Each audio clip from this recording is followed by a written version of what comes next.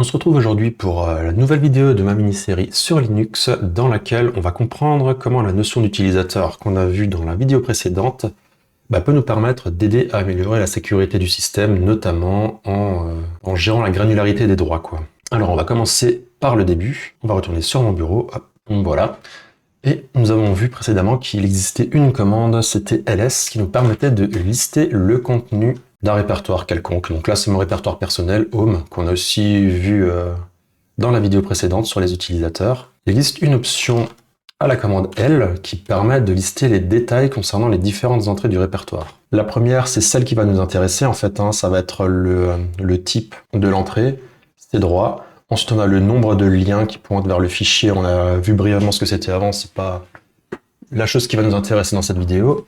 Ensuite, on a le propriétaire du fichier, le groupe du fichier ou du dossier, peu importe.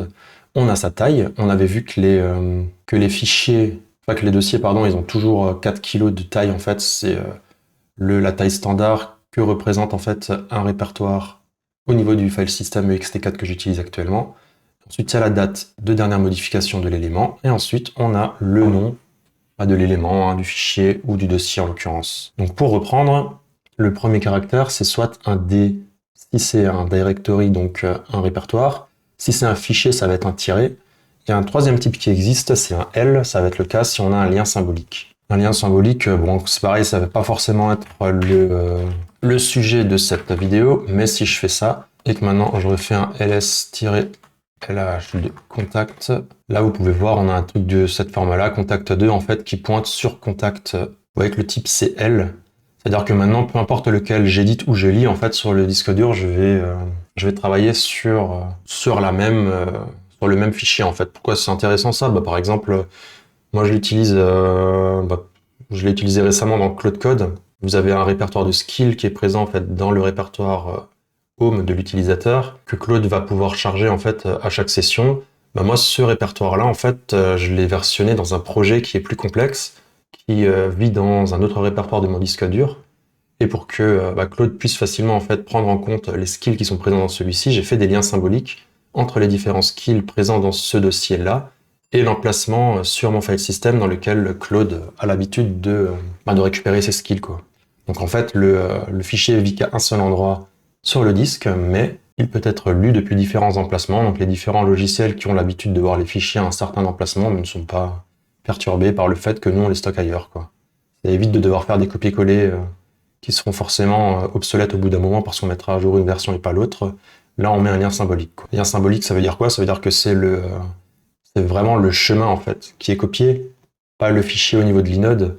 Si on fait un lien dur, ça va incrémenter en fait le numéro qui est là et ça va être vraiment une copie du fichier ou du dossier.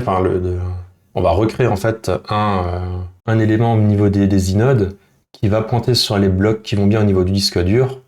Donc on est certain en fait de copier un fichier, mais il faut qu'il reste sur le même file system parce que sinon on n'a pas forcément la connaissance des blocs gérés par ce fichier ou dossier. Alors que les liens symboliques, en fait, on va juste copier un chemin. Donc dire que là, contact 2, en fait, il va textuellement être le contact.csv du même dossier. J'aurais pu faire un lien symbolique qui pointe sur un autre disque dur ou même sur un emplacement système d'un autre ordinateur en réseau. Ça aurait fonctionné, mais par contre, si ça se trouve, à la résolution du lien symbolique, on aurait peut-être eu une erreur parce que le PAF mènerait nulle part, quoi. Bon, là aussi, c'est pas forcément le but de cette vidéo. Beaucoup d'hors-sujet, mais si vous voulez en tout cas en savoir plus sur les différents éléments visibles par cette commande, vous avez les bases. Nous, comme dit, on va s'intéresser à ces lettres-là, en fait. C'est ce 3 fois RWX, ou alors les éléments remplacés par des tirets, puisque c'est ces éléments-là qui vont contenir les droits que possède le fichier. Donc sous Linux, il y a globalement 3 types de droits qu'on peut donner à quelqu'un sur un fichier. C'est soit le droit de l'exécuter, soit le droit de le lire, soit le droit de l'écrire, voire les 3 ou seulement 2 ou aucun de ceux-ci. Et ensuite, il y a 3 entités sur lesquelles on peut attribuer des droits.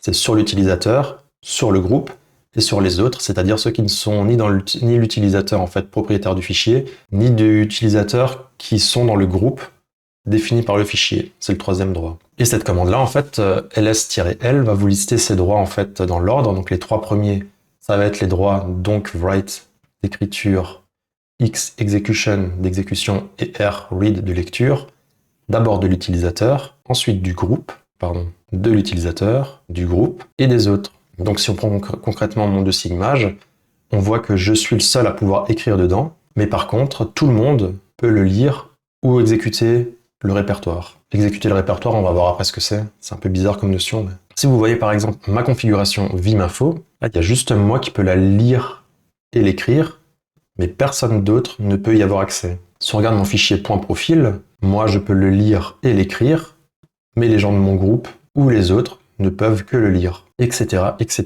Donc maintenant on peut voir un peu plus en détail ce que concernent ces droits.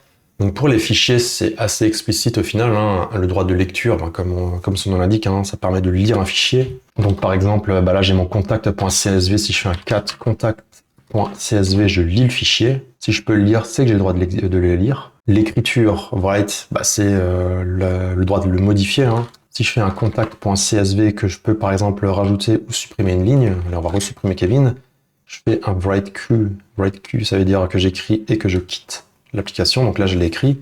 Si je fais un cat maintenant, on voit que la ligne Kevin a été supprimée, c'est que j'ai eu les droits d'écriture, quoi. Le droit d'exécution est un peu plus subtil. Le droit d'exécution, ça va être pour un script, le droit de l'exécuter en fait directement. Par exemple, on va en faire un via un execute.sh qui va juste marquer echo je m'exécute. Donc là, on peut voir que les droits du fichier par défaut, on n'a jamais le droit d'exécution. Donc là, je ne l'ai pas. Si je veux l'exécuter, je peux le faire en tapant cette commande-là. // ça veut dire que dans le répertoire courant, je veux exécuter le script execute.sh. Vous voyez qu'on a une erreur. Pourquoi on a cette erreur? Parce que comme dit, on n'a pas le droit de l'exécution. Alors il faut faire attention parce que ce droit-là, en fait, il est assez caduque dans la mesure où, par exemple, pour un script bash, là, si j'ai le droit de le lire, en fait, je peux très bien lancer bash sur ce fichier. Si moi j'ai le droit d'exécuter bash, qui est le cas, hein, on va voir, attendez, bash ce n'est pas un binaire au sens strict du terme, c'est un peu dommage, on va le faire avec sh, voilà, vous voyez usr bin sh.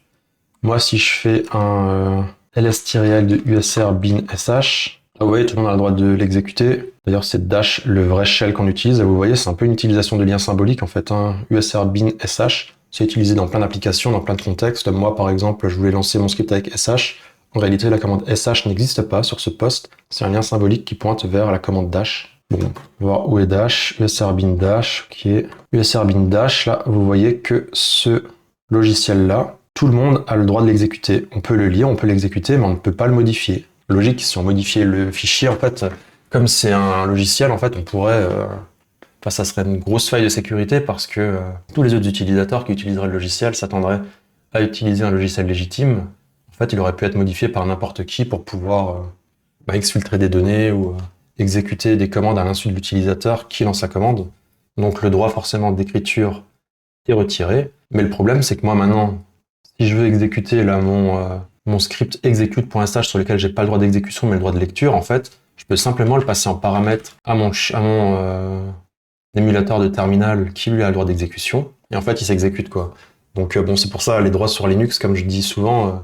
Comme j'ai dit beaucoup dans la vidéo précédente, je trouve qu'en 2026, c'est plus forcément la panacée comme ça pouvait être à l'époque, hein, parce qu'il y a vraiment moyen de contourner un peu tout n'importe comment. Mais en tout cas, ça existe. Sachez juste que si vous faites des shell scripts ou des scripts interprétables qui n'ont pas besoin d'être compilés, si vous gardez en fait le droit de lecture à des utilisateurs, eux vont pouvoir récupérer la source et l'exécuter probablement de leur côté en fait. Que ce soit du PHP, du shell, du Python, peu importe en fait, à partir du moment où on a un accès en lecture à la source, mais un accès exécutable au niveau d'un interpréteur, en fait, le programme sera interprétable. Pour les binaires compilés, c'est plus complexe, surtout si la source n'est pas disponible. Mais bon, en tout cas, après, il reste quoi? Oui, le droit d'exécution sur les dossiers est un petit peu plus subtil. En fait, un dossier, on l'exécute pas. Hein. On peut faire le test. Là, si je crée un dossier, mkdir dossier test, si je retire en fait le droit, on n'a pas encore vu la commande, on la verra après, mais je vais le faire là maintenant. Donc je retire le droit d'exécution aux autres, donc dans dossier test. Si je vais maintenant dans dossier test et que je crée un fichier, on va même créer un autre dossier, sous-dossier, je vais dans sous-dossier, et là je teste secret.csv, voilà. Donc là on a un fichier secret qui est présent dans Home Kevin, dossier test sous dossier. Si je fais un ls-l de notre emplacement, en fait, on voit que mon dossier reste un fichier qui est en lecture par tout le monde. Si je remonte d'un niveau, on voit que sous dossier, c'est pareil, hein, c'est un fichier qui est en lecture par tout le monde. Par contre, si je remonte au niveau suivant et que je regarde les droits sur dossier test, on voit qu'il reste exécutable par tout le monde. Qu'est-ce que j'ai foutu? Ah mais non, en fait, faut que je fasse comme ça plutôt. Depuis avant, c'est pas des choses que je fais tous les jours. Hein. C'est vrai que mon admin système en Linux est un peu rouillé. Peut-être sous dossier. Ça peut-être. Ah oui, voilà, ok.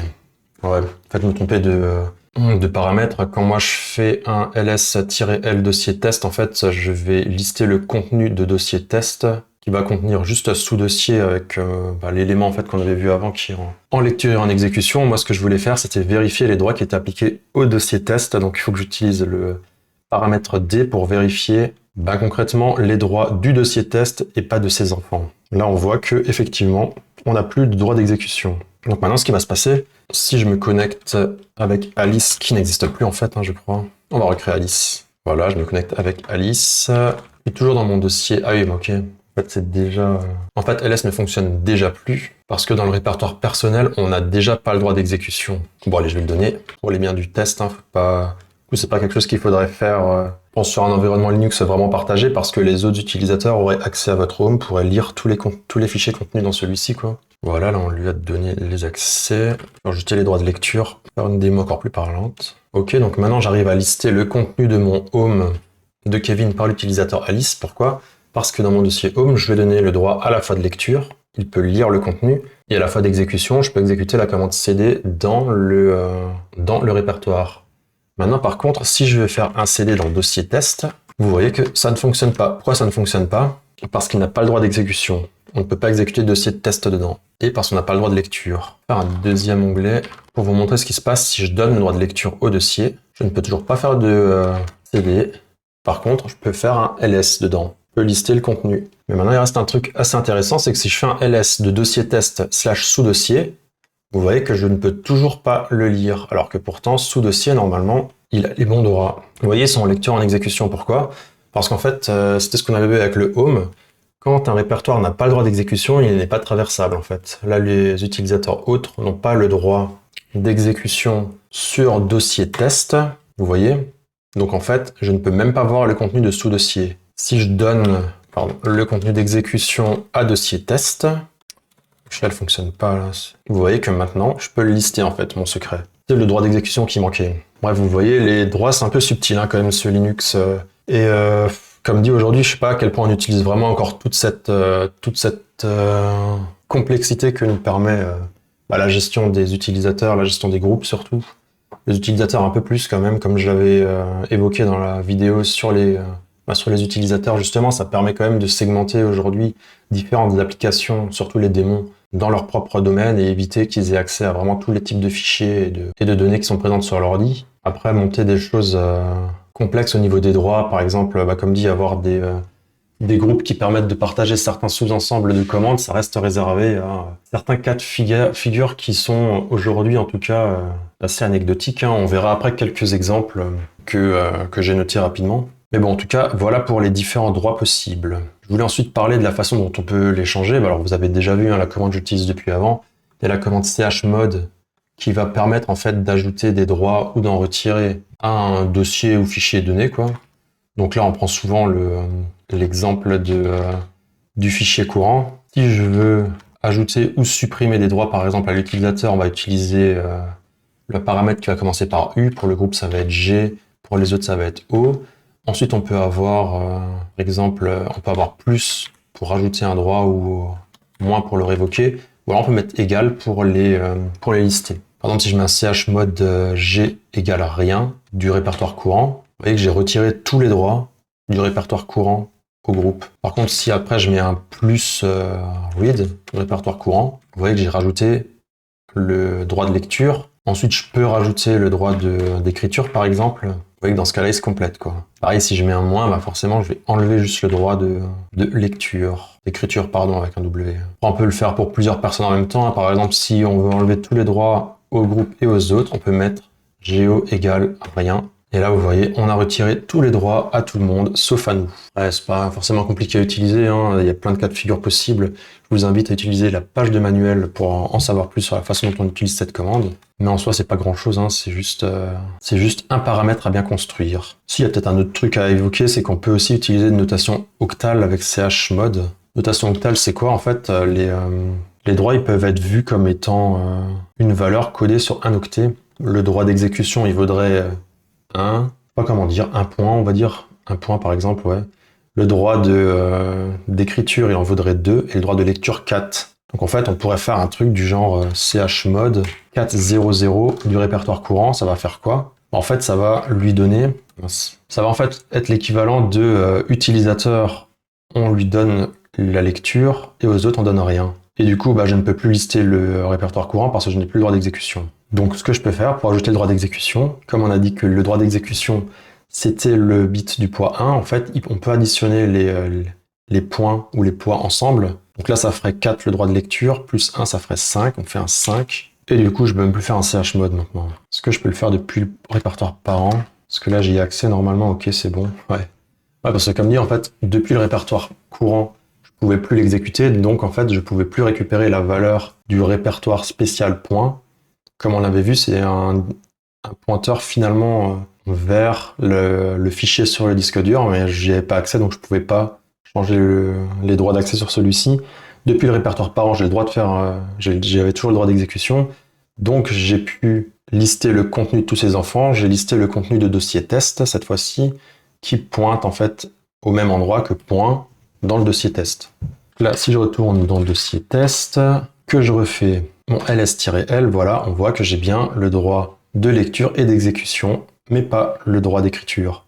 Si je veux le droit d'écriture en plus, c'est pas 7 qu'il faut que j'utilise, c'est pas 5, mais c'est 7. Pourquoi 7? Parce qu'on additionne le poids de l'exécution 1, le poids de la lecture 2, de l'écriture 2, et le poids de la lecture 4. Ça fait 4 plus 2, 6, plus 1, 7. Et maintenant, si je voudrais dire que les autres, ils peuvent librement lire le dossier de test, dans ce cas-là, à la place d'utiliser 0, 0 comme deux derniers chiffres, j'utiliserai quoi? 4 et 4. Parce que le droit de lecture, c'est le droit au poids 4, et c'est le seul qu'on veut utiliser. Et il ne faut pas que j'utilise dossier test, puisque je suis de retour dans le dossier test, donc je dois utiliser l'identifiant point. Voilà. Bon, j'espère que vous suivez, hein. C'est un peu, je pense que c'est un peu abstrait comme notion.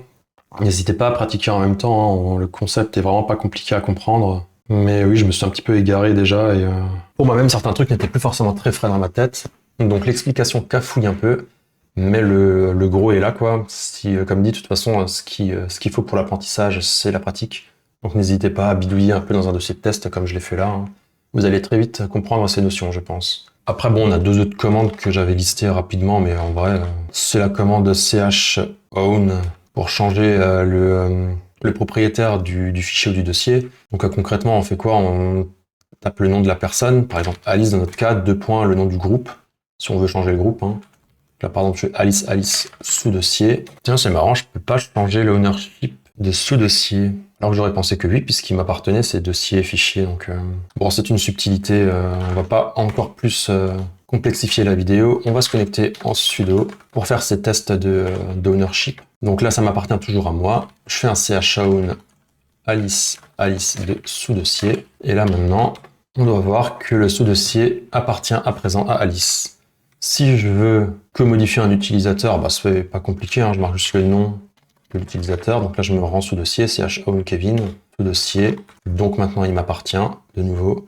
Si je veux changer juste le groupe, j'ai juste à mettre un 2 points devant, voilà. Et là maintenant, mon groupe est rétabli aussi. Sachant qu'évidemment, comme les droits n'ont pas changé, si je donne le fichier à Alice ou que je change son groupe, les droits qui s'appliquaient en fait au propriétaire ou au groupe s'appliquent à présent au nouveau propriétaire ou au nouveau groupe et plus à l'ancien, quoi, logique. Il y a quoi? Il y a une commande chgrp qui existe aussi pour changer juste le groupe, quoi. Donc là, comme son nom l'indique, hein, Alice par exemple à sous-dossier, voilà. Là maintenant, sous-dossier appartient au groupe Alice. Pas grand chose à dire concernant ces commandes-là, utilitaires basiques. Si vous voulez en apprendre plus, il y a les commandes de manuel, les pages de manuel, la commande de manuel, qui contient les pages de manuel. S'il y a un truc que je voulais rajouter encore, c'est vous parler de 3 droits un petit peu spéciaux qu'on peut avoir.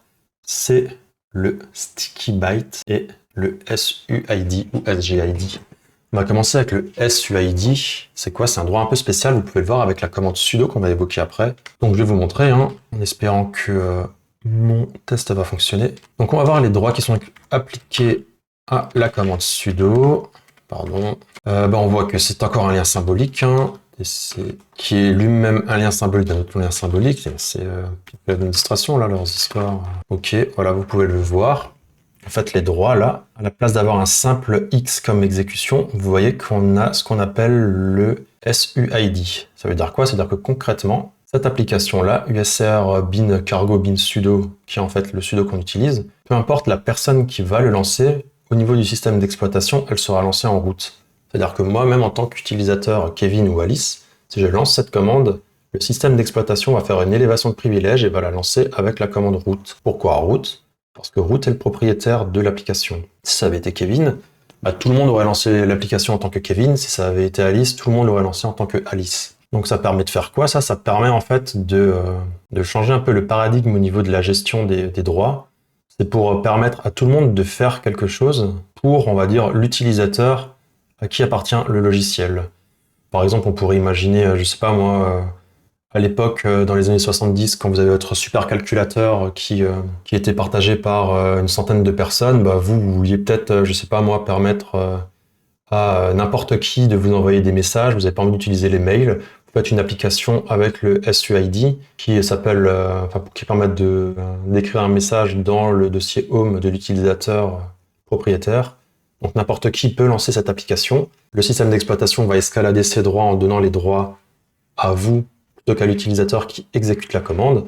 Vous allez avoir un prompt, par exemple, dans ce logiciel qui va vous demander d'écrire un message. Une fois que vous quittez le logiciel, ce logiciel va écrire le message dans le répertoire personnel de l'utilisateur en question, ce qui est possible vu que c'est ses droits qui ont été escaladés, quoi. Donc la limite très grosse à ce genre de problème, enfin ce genre de comportement, c'est qu'il faut absolument que votre logiciel ne comporte pas de failles, parce que sinon, en fait, n'importe qui peut, à votre nom, faire n'importe quoi. Et c'est d'autant plus vrai avec sudo qui se tourne en route. Donc sudo, elle fait quoi cette commande? Normalement, elle permet de filtrer des droits d'accès aux utilisateurs non root pour leur permettre exceptionnellement, ou pas en fait, ou de façon normale, de lancer plein de commandes en tant que root, quoi, ou en tant que n'importe quel autre utilisateur. Et en fait, il y a énormément de failles de sécurité sur Linux qui existent et qui existaient à travers sudo, qui fonctionnaient mal et qui permettaient en fait de récupérer des droits root sur des machines pour des cas qui n'ont pas du tout été prévus, quoi. Comme n'importe qui peut exécuter sudo et que l'application tournera avec les droits root, il suffit en fait que l'application sudo ait un problème quelconque d'encapsulation, on va dire, et de traitement de la requête de l'utilisateur pour que on se retrouve à, je sais pas moi, effacer un disque dur ou récupérer des clés SSH ou récupérer n'importe quelle autre info, vu que sudo tourne en route, donc en fait il a accès techniquement à tout. C'est vraiment dans l'application qu'il faut avoir tous les garde-fous et les restrictions. Le système d'exploitation ne nous aidera pas, quoi. On va parler de sudo juste après pour voir comment l'utiliser dans vos scripts ou sur vos serveurs. Juste avant, je voulais parler encore du SGID. SGID, le principe, il est similaire. Non, il n'est pas vraiment similaire. Ça va être pareil, un droit qu'on peut mettre, un droit S, comme on le voit là, pardon. Sauf qu'à la place d'être au niveau de l'utilisateur, ça va être au niveau du groupe. On peut faire un test, dans ce cas-là. chmod, G plus S dans le dossier test. Et maintenant, ce qui va se passer, donc déjà, on va voir s'il a été correctement appliqué. Ok, on le voit, d'ailleurs, c'est marrant, c'est un S majuscule plutôt que minuscule. Bon, pas trop pourquoi. En tout cas, ce qui se passe maintenant dans ce sous-dossier, on n'a rien, ok. Bon, bref, si j'écris quelque chose, touche mon fichier.csv, et que je refais un ls-la, là, vous voyez, moi, je suis root, l'utilisateur root. Par contre, vous voyez que le fichier qui a été écrit, il appartient au groupe Kevin et pas au groupe root qui est pourtant le mien. Pourquoi? Parce qu'en fait, le SGID va imposer le groupe de l'utilisateur aux fichiers qui vont être créés dans celui-ci, quoi. Alors concrètement, ça sert à quoi? Je sais pas trop. Je crois que aujourd'hui, ça reste utilisé par Crontab, qui va permettre en fait à tous les utilisateurs qui sont dans le groupe Crontab d'écrire des crontables dans le fichier etc crontab, enfin dans le dossier etc crontab, quelque chose comme ça. Mais bon, ça reste vraiment très très anecdotique. Je pense qu'à l'époque, c'était utilisé, comme dit, si on avait un répertoire dans lequel tous les chercheurs voulaient partager leur compte rendu, ou je sais pas moi, tous les comptables leurs fiches de paye. Bon, vous pouvez imaginer un dossier qui agrège tous ces documents avec un SGID en comptable ou chercheur, de façon à être sûr que n'importe qui puisse accéder aux différents éléments qui sont présents dans ces dossiers-là, quoi. Honnêtement, aujourd'hui, moi, j'ai jamais utilisé ça nulle part, hein. Je savais même plus que ça existait pour la création de cette vidéo. J'ai dû regarder en quoi ça consistait concrètement, tellement on l'utilise jamais, quoi. Enfin, moi, en tout cas. Ouais, sachant qu'il y a une petite subtilité, si on applique le SUID, du coup, à un dossier, donc par exemple, si je l'avais appliqué à ce dossier, on pourrait penser que ça appliquerait le propriétaire utilisateur à chaque fichier créé, enfin le propriétaire du dossier à chaque fichier créé dans le répertoire. En réalité non, il est juste ignoré, quoi. Passer un moment, essayer de comprendre pourquoi ça marchait pas, en fait, a priori, ça ne fonctionne que sur les exécutables, quoi. Et le troisième truc bizarre dont je voulais vous parler, c'était le sticky byte. Donc le sticky byte, c'est concrètement, vous pouvez le voir sur le répertoire TMP, hein, normalement. Oh pardon, j'ai toujours oublié cette option D. Là, vous le voyez, c'est à la fin, c'est un T qui sera présent au niveau des autres. En fait, il veut dire quoi, le sticky byte? Ça veut dire que tout le monde peut, dans ces répertoires-là, créer des fichiers. Vous voyez, il y en a plein. Moi, je pourrais, alors par là, je suis root, c'est peut-être... Donc, je vais voir, là, si on voit, il y a quasiment root qui les a tous créés. On voit que le répertoire courant appartient à root. On a quelques fichiers qui m'appartiennent à moi, Kevin, mais vous voyez que je peux écrire sans problème des fichiers, aucun souci. Et ce que ça va donner, par contre, le sticky byte, c'est que je ne peux pas supprimer les fichiers des autres. Que là, moi, même si j'ai le droit en écriture dans le dossier, je crois qu'on l'a pas spécifié ça avant quand j'avais listé les différents droits, mais si vous avez le droit effectivement en écriture dans un dossier, vous pouvez supprimer n'importe quel fichier présent dans celui-ci, même s'il vous appartient pas, quoi. Alors c'est marrant parce que vous pouvez les supprimer, mais par contre vous pouvez pas les modifier, je crois. On va vérifier, là on a le sous-dossier, non c'est pas bon.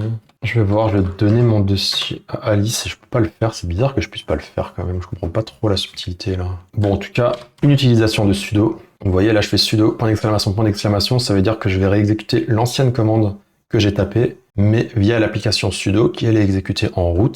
Du coup, je dois me réauthentifier, c'est l'application sudo qui me le demande, je me suis réauthentifié et là elle m'a réexécuté la commande que j'ai tapée en root, quoi. Maintenant, vous voyez que ça appartient à Alice. Moi, du coup, est-ce que je peux modifier? Normalement, non.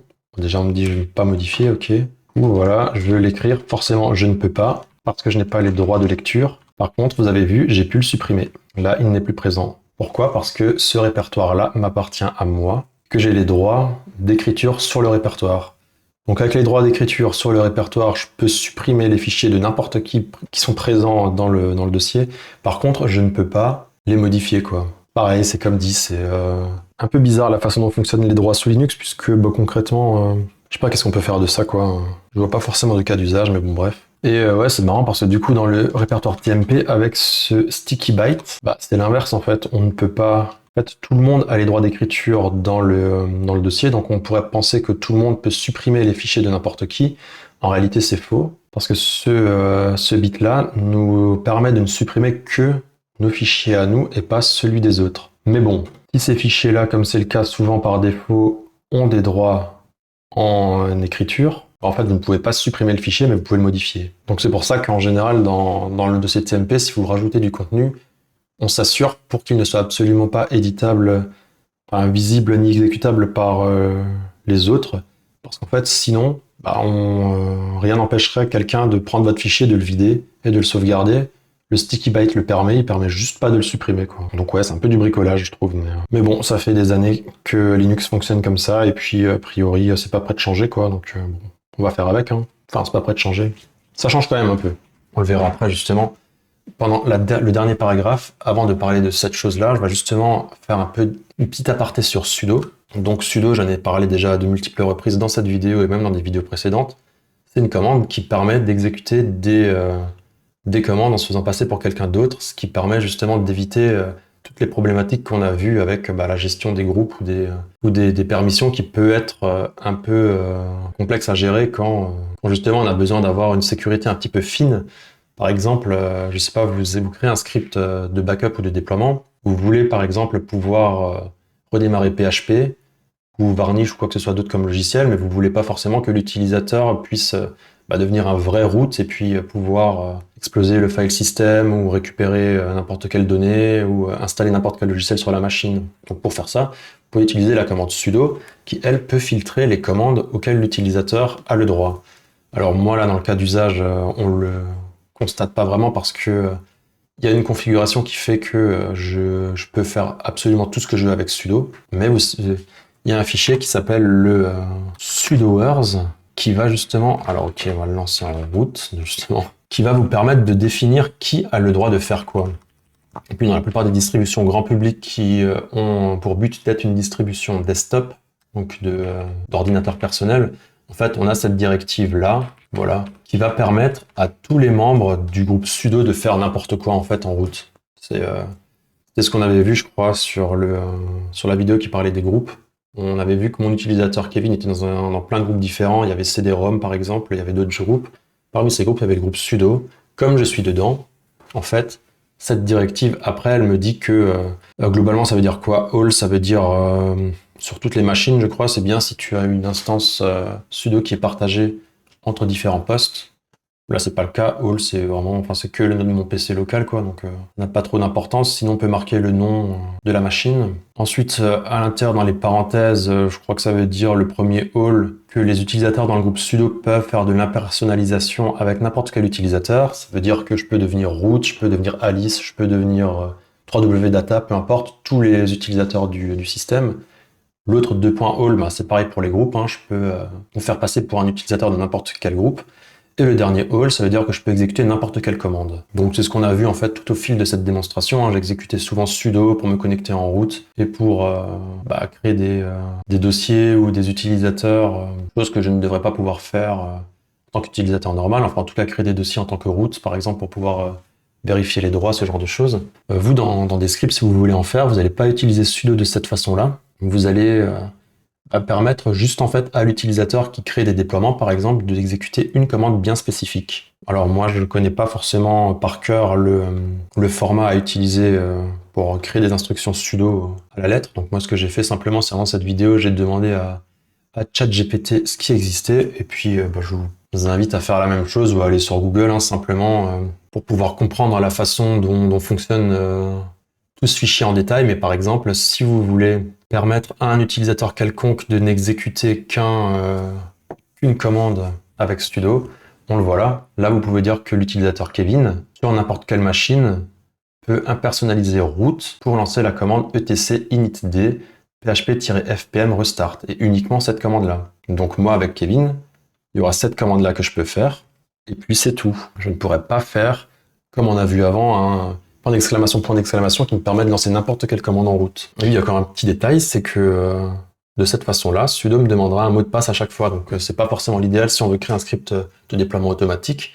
Dans ce cas-là, on peut rajouter cette petite directive, no password, qui va permettre d'exécuter la commande sudo sans rien demander. C'est vrai que là, on a ouvert le fichier à la main. C'est mieux de passer par vsudo. Ah oui, je suis toujours par route. Pareil, sudo point d'exclamation, qui va ouvrir, alors là, le fichier non pas dans Vim, mais dans Nano, un autre éditeur de texte, hein, c'est pas important, mais qui va vous permettre en fait pareil d'éditer ce fichier, de rajouter vos règles.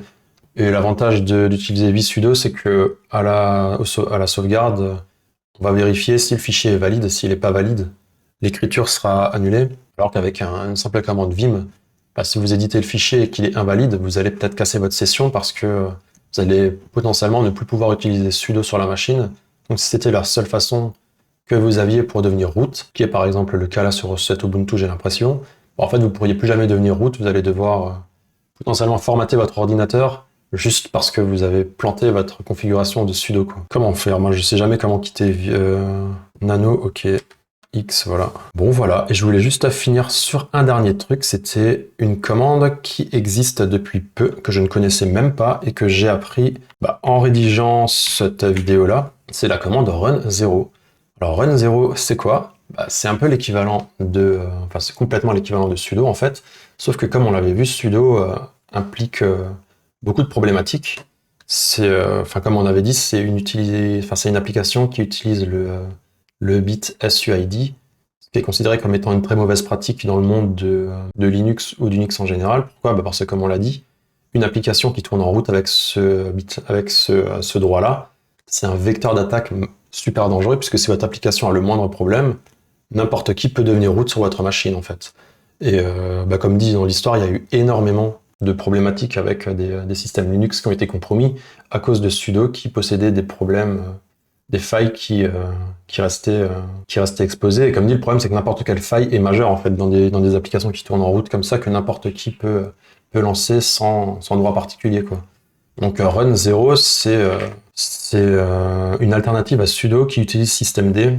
On va pas rentrer dans les détails de ce que c'est systemd, mais c'est un peu, je sais pas comment dire ça, certains diront un gros bloatware qui, à terme, remplace un peu tout ce qui faisait Linux dans le temps, c'est-à-dire la philosophie KISS. Donc avant, on avait comme on avait vu, une petite application qui faisait chaque fois un truc différent. Systemd, c'est l'inverse, c'est un gros monolithe qui va tourner en étant le processus 1 de notre machine et qui va gérer le système d'exploitation quasiment à la place de Linux, quoi. C'est systemd qui va pouvoir s'occuper du réseau, qui va pouvoir s'occuper des systèmes de fichiers, qui va pouvoir s'occuper des logs, qui va s'occuper de plein de trucs. Et là, Run 0 permet à systemd aussi de s'occuper de tout ce qui est impersonnalisation, quoi. Donc, prendre une application et la faire exécuter avec d'autres droits. Mais bon, dans le cas d'usage là, Run 0 est considéré comme plus sécurisé parce que justement, il n'y a pas toute cette notion de bit, d'application qui va tourner en route et puis qui peut avoir une faille de sécurité et compromettre tout le système. Enfin bon, on part du principe que systemd lui-même reste sécurisé parce que forcément, si systemd de toute façon a une faille de sécurité, dans tous les cas, votre système est compromis dans tous les sens puisque il y a absolument tout qui dépend de lui aujourd'hui, quoi, sur la plupart des Linux quasiment, quoi. Enfin bon. En tout cas, Run 0 s'utilise un peu comme sudo. Vous pouvez lancer la commande, mais là, vous voyez que le prompt qui vous demande le mot de passe est différent. Pourquoi? C'est parce que là, on va utiliser des systèmes d'authentification, justement, qui sont intégrés au système. On utilise vraiment toutes les technos propres à systemd, qu'on peut déjà utiliser, en fait, pour gérer les trousseaux de clés, pour gérer absolument tout sur... mince, j'ai oublié de PC entrée. Voilà. Et là, voilà, vous avez l'impression d'avoir un shell basique qui est lancé en route. D'ailleurs, vous voyez, c'est marrant, ça a mis le fond d'écran un petit peu rouge pour nous montrer que là, maintenant, nous sommes le patron, quoi. Ça s'utilise de la même façon, mais le backend est différent, quoi. Après, c'est pareil, il n'y a plus de fichier vsudo, enfin de fichier sudoers qui va permettre de définir qui a le droit de faire quoi. Il va falloir utiliser poolkit, je crois, qui est un peu plus bizarre à utiliser. Enfin, bizarre. C'est une question d'habitude, je pense, mais qui va permettre aussi de renseigner des règles d'accès, mais sous une forme différente, quoi. En tout cas, pour le moment, j'ai vu personne utiliser Run 0, je crois, en production, enfin, en tout cas, dans mon cercle de serveurs, on va dire. C'est quelque chose qui est très récent, qui a quelques années, quoi. Et encore, je suis même pas sûr que ça a quelques années. Mais bon, c'est quelque chose que vous verrez probablement de plus en plus, mais il faut juste savoir que ça s'utilise un peu de la même façon que sudo. En tout cas, ça a le même but, permettre à un utilisateur d'exécuter des logiciels en se passant pour quelqu'un d'autre. Je pense que j'ai tout terminé pour cette vidéo. Vidéo un petit peu plus brouillon, peut-être. Là, on le voit bien qu'on arrive un peu dans mes retranchements en Linux. Pourquoi? Parce que, comme je l'ai dit, aujourd'hui, on n'utilise vraiment plus cette notion de... moi, en tout cas, j'utilise quasiment jamais cette notion de droit d'accès. Pour moi, les Linux, les serveurs, c'est des conteneurs Docker aujourd'hui qui tournent. On va avoir des différents démons qui vont tourner avec leur propre utilisateur. Ces démons-là, ils vont avoir accès à leurs fichiers. Et en général, tout ce que le démon ne doit pas voir tourne dans un autre conteneur, en fait. Parce que, comme dit, finalement, tout le système de fichiers, par défaut, il est en lecture par quasiment tout le monde. Si les scripts sont en lecture, en fait, il y a toujours un moyen plus ou moins détourné de l'exécuter. Donc, en fait, je me prends plus trop la tête à gérer les droits d'accès de façon millimétrée au niveau du système d'exploitation. Je vais utiliser un conteneur par type d'application. Ce conteneur va avoir accès à ces données. Et si les données sont dans le conteneur, l'application, par exemple PHP, MySQL, peu importe, pourra accéder aux données en écriture, peu importe, elle fait sa vie, quoi. Si elle ne doit pas y avoir accès, elles sont juste pas dans le conteneur. C'est un peu le parti pris que j'ai pris et qui a l'air de bien fonctionner, quoi. Et j'ai l'impression que de toute façon, le monde tourne un peu de plus en plus vers ça, quoi. Mais après, bon, ça reste important de savoir comment ça fonctionne, ne serait-ce que pour débugger le jour où sur votre ordinateur personnel, sur votre laptop, vous avez un petit problème, par exemple de cloisonnement qui fonctionne mal, parce que comme je l'ai dit dans la vidéo précédente, il y a des solutions qui commencent à être mises en place, comme AppArmor et SE-Linux, pour justement essayer de segmenter mieux les droits d'accès au sein d'un même utilisateur. Et certaines de ces technologies utilisent quand même encore ce bon vieux système de propriété et de droit qui existe dans Linux depuis des décennies, quoi. Mais bon, voilà. En tout cas, j'espère que vous avez compris des trucs, que ça vous a intéressé. Comme dit, cette vidéo est peut-être un peu plus difficile aussi parce qu'il y a beaucoup de notions qui sont aussi pas forcément très naturelles, on va dire, quoi. Comme dit, les droits d'exécution, par exemple, sur des dossiers, c'est un peu bizarre. N'hésitez pas à éventuellement la regarder plusieurs fois. Si vous avez la moindre question, postez-la en commentaire, hein, je me ferai un plaisir de vous répondre. Puis sinon, je vous dis à la semaine prochaine, voire ailleurs, voire plus tard, je sais pas trop. Enfin, faut que je vois comment je vais faire pour tourner les autres vidéos qui me restent. Mais bon, en tout cas, la suite arrivera, quoi. Cogitez bien là-dessus. Et si entre-temps vous avez des problématiques de développement web, n'oubliez pas que je suis toujours freelance là-dedans et que je peux vous aider à créer des sites, à créer des applications, à vous aider à gérer votre parc Linux. N'hésitez pas, demandez-moi. Et sinon, je vous dis à bientôt pour la suite de cette série. Allez, à plus!